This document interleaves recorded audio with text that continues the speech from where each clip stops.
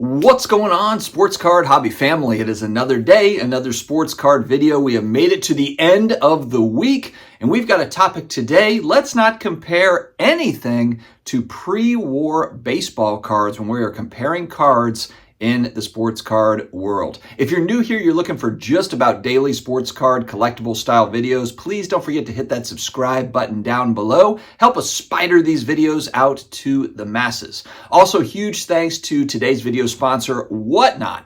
Maybe you want to get out to a card show, you want to have card show level singles that you can go and buy, but man, you don't have time to get off the couch to go to the card show or the card shop. Well, all you have to do is tune in to the Whatnot app. Check out Whatnot for access to great singles and products. Check them out. All right, so today we're talking about specifically pre-war baseball cards. And I'm not talking about post-war baseball cards or football cards or basketball cards or wrestling cards or whatever. I'm talking specifically about pre-war baseball cards and why I think it's really futile like the Borg, to compare these cards to really anything else in our hobby. And the reason is simple. These are the first edition. These are the first appearance of the collectible, the trading card collectible that really started it all for all of us moving forward. You know, in comic books, it's all about the first appearance of a character. If it's, Action Comics #1, first appearance of Superman, or it's Amazing Fantasy 15, first appearance of Spider-Man.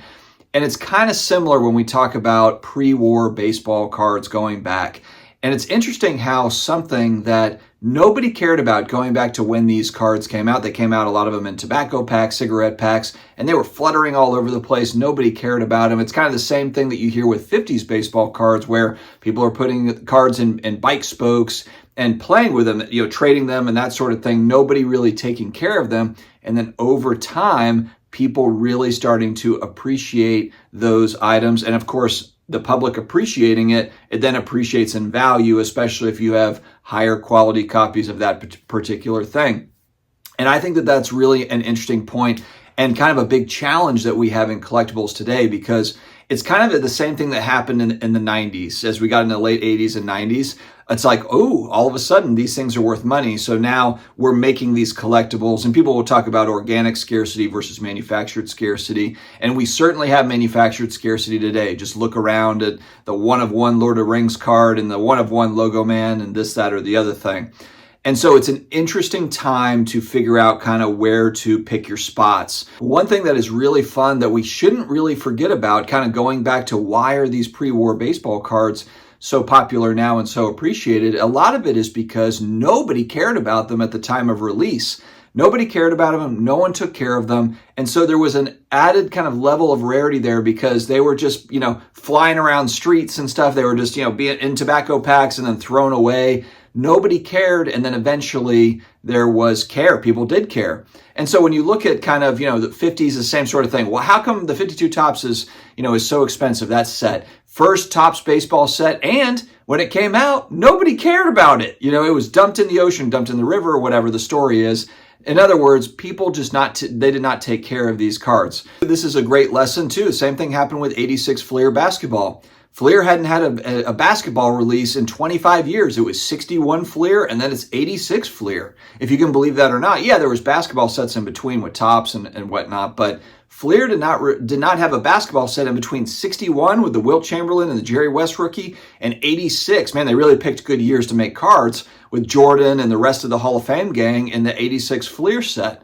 But again, those just sat on grocery store shelves. My buddy Flippin' Steve used to talk about it all the time. They were widely available. 86 Fleer, they could not sell the stuff. They could not sell the stuff to dealers. They could not sell it at shows. And then, of course, Michael Jordan ascends. Basketball cards become more popular. I think a lot of it had to do with the advent of the Beckett Basketball Card Magazine, that first issue that's got Jordan on the cover. I had it, and a lot of kids my age, a lot of people my age now, we had those Becketts, and it kind of ascended from there. 90s basketball cards are very popular. If you look at a lot of that 35, 40-year-old age group, they're collecting, what are they collecting? The rare 90s inserts. And a lot of that is because of the ascension of those things. But even those back then, I saw, it was a magazine cover. I saw it on Twitter or something, or not a cover, but in a magazine, there was an article, and it was basically like most overrated cards. I don't know if it was in Beckett or if it was in a different publication, But the green PMG Jordan was listed there for $8,000, and basically it was all about how these are just completely overrated for the price. At $8,000, and there was a bunch of just iconic cards that people now probably pay, high six figures, maybe even seven figures for these cards, and they were overpriced at $5,000, $8,000. So it just shows you that collectibles, kind of this inefficient Wild West of a space, is really part of what makes the fun of it all go. So all of us are kind of speculating on what is that next thing. It's why I talked about 2012 Prism football, and you could also lump in maybe basketball products as well.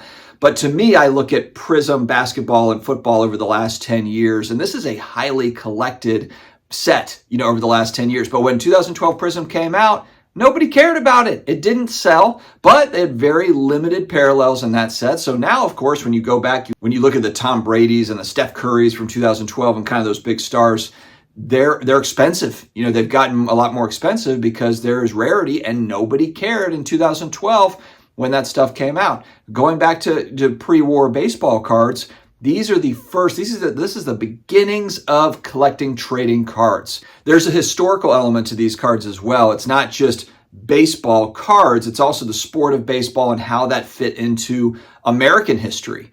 Baseball was the sport going back. It was the sport. It wasn't football. It wasn't basketball. It was baseball, America's pastime. And these cards kind of ascending during those kind of golden years of baseball. Baseball is still obviously a popular sport, very popular sport. Look at First Bowman's and all the baseball cards that still sell wildly. They're all wildly popular. And even though attendance at games has waned a little bit for baseball in recent years compared to other sports, it's still very popular, generates a ton of revenue. I think the MLB is just second to the NFL as far as revenue goes. So it's not as if baseball's just fallen off. And so I do believe that the historical element to these cards is really what's going to keep them going. I think the big question mark, or maybe vulnerability, is just with any collectible, a collectible is worth whatever someone is willing to pay at that given time.